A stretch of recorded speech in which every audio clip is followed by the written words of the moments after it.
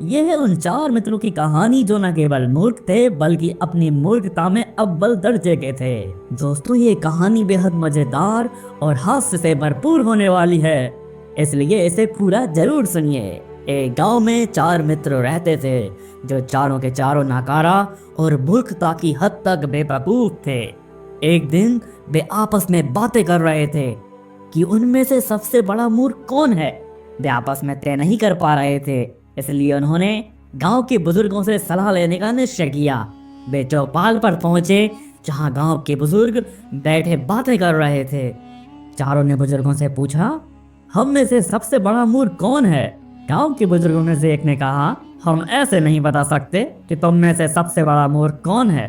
अगर तुम्हारे पास कोई घटना, कोई किस्सा हो जिससे हम ये तय कर सके तो हमें बताओ। चारों मित्रों ने अपनी अपनी मूर्खता की कहानियां सुनानी शुरू की।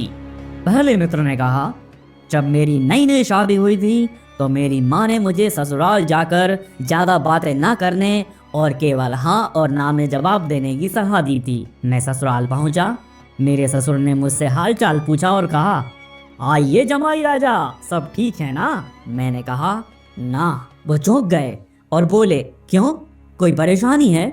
मैंने फिर कहा, हाँ। वे समझे कि मुझे रुपयों की तंगी है, तो उन्होंने मुझे दिलासा दिया कि चिंता मत करो, इंतजाम हो जाएगा। फिर मेरी सास खाने के लिए थाली लाई और बोली, खाना खा लीजिए। मैंने फिर कहा, ना। उन्होंने सोचा कि मैं भूखा नहीं हूँ, इसलिए थाली हटा ली। रात में जब भूख लगी तो मैं चुपके से रसोई में गया और वहाँ रखे लड्डू खाने लगा।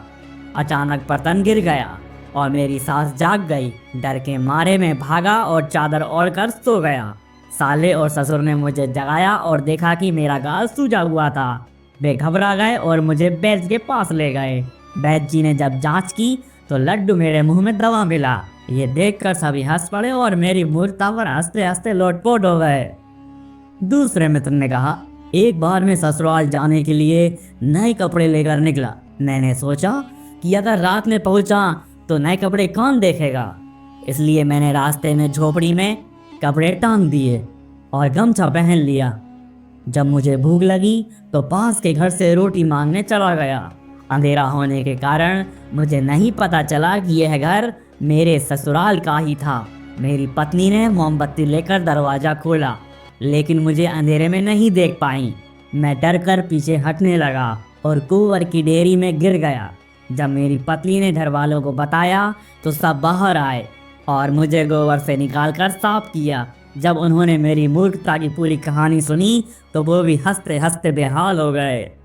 तीसरे मित्र ने कहा, मेरी सास की तबीयत खराब थी तो मैं हाल चाल पूछने गया। सास ने खेत पर ससुर और सालों को खाना देने भेजा। रास्ते में मैंने चौराहे पर एक अजीब चीज देखी, काठ जिसमें अपराधियों को बंद किया जाता था। मैंने सोचा इसे आजमा कर देखा जाए। मैं उसमें अपना सिर डालकर बैठ गया, लेकिन तभी एक कुत्ता आया और मेरी रोटी की पोटली ले भागा।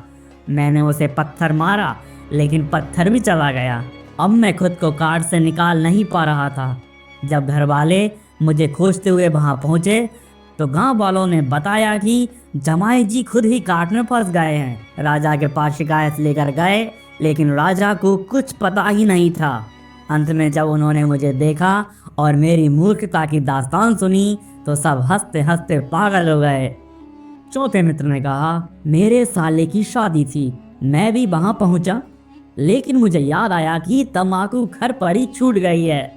मैं बहुत परेशान था क्योंकि बिना तम्बाकू के मुझे नींद नहीं आती।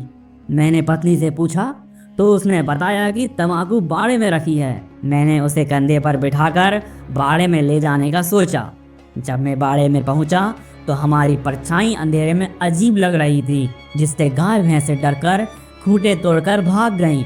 घर वाले शोर सुनकर दौड़े और मुझे देखकर चौंक गए। जब मैंने उन्हें सारी बात बताई तो वे जोर जोर से हंस पड़े और बोले, वाह रे मूर्ख, ऐसी बेवकूफ़ी पहले कभी नहीं देखी।